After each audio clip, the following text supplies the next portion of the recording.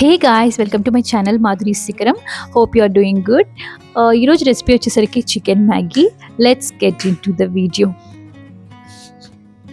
First నేనైతే stove మీద ఒక ప్యాన్ పెట్టేసి ప్యాన్ హీట్ అయ్యాక ఒక 2 స్పూన్స్ ఆయిల్ అయితే వేసేసాను.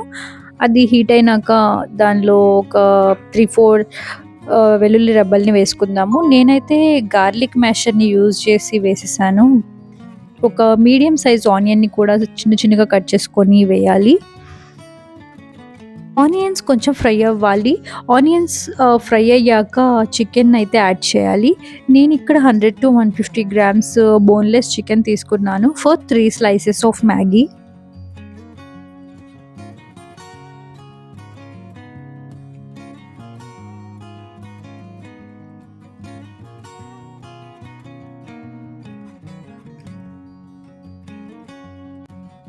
చికెన్ ఫ్రై అవుతున్నప్పుడే నేను కొంచెం సాల్ట్ యాడ్ చేస్తున్నాను. సాల్ట్ యాడ్ చేయడం వల్ల త్వరగా కుక్ అవుతుందని.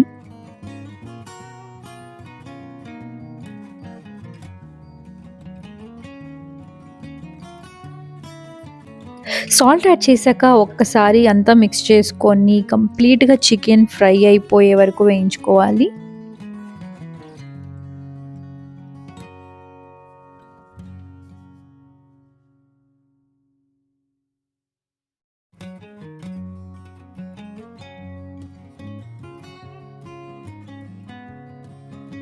చికెన్ అయితే ఆల్మోస్ట్ కుక్ అయిపోయింది. పీసెస్ కూడా చాలా సాఫ్ట్‌గా ఉన్నాయి. ఇప్పుడు నేను రెడ్ చిల్లీ పౌడర్‌ని యాడ్ చేస్తున్నాను.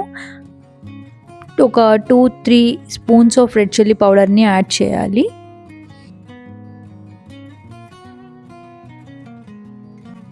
నౌ ఒక టీ స్పూన్ గరం మసాలాని కూడా యాడ్ చేద్దాము టేస్ట్ కోసం.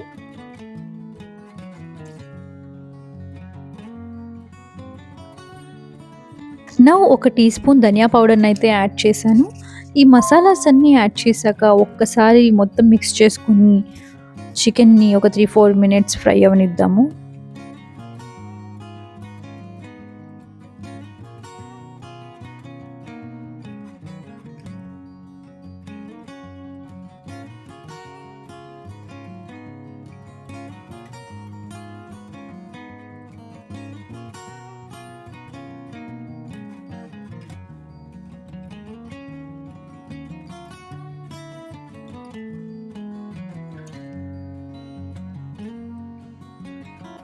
చికెన్ అయితే చాలా బాగా ఫ్రై అయిపోయింది. పీసెస్ చాలా సాఫ్ట్‌గా అయిపోయాయి. మసాలా కూడా బాగా పట్టింది. ఇప్పుడు నేను ఆల్రెడీ బాయిల్ చేసుకొని ఫిల్టర్ చేసి పెట్టుకున్న మ్యాగీని అయితే యాడ్ చేసేస్తున్నాను.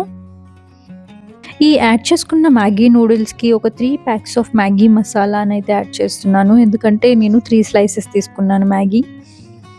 మసాలాస్ అన్నీ యాడ్ చేసేసినాక ఒక్కసారి అంతా మిక్స్ చేసేసుకొని ఒక్క 2 మినిట్స్ ఫ్రై చేద్దాము. ఈ స్టేజ్‌లో ఇన్‌కేస్ సాల్ట్ చెక్ చేసుకొని సరిపోకపోతే యాడ్ చేసుకోవచ్చు.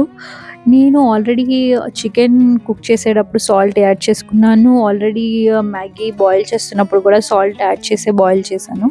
సో, పర్ఫెక్ట్‌గా ఉంది సాల్ట్. సో, నేనిక్కడేమి యాడ్ చేయడం లేదు.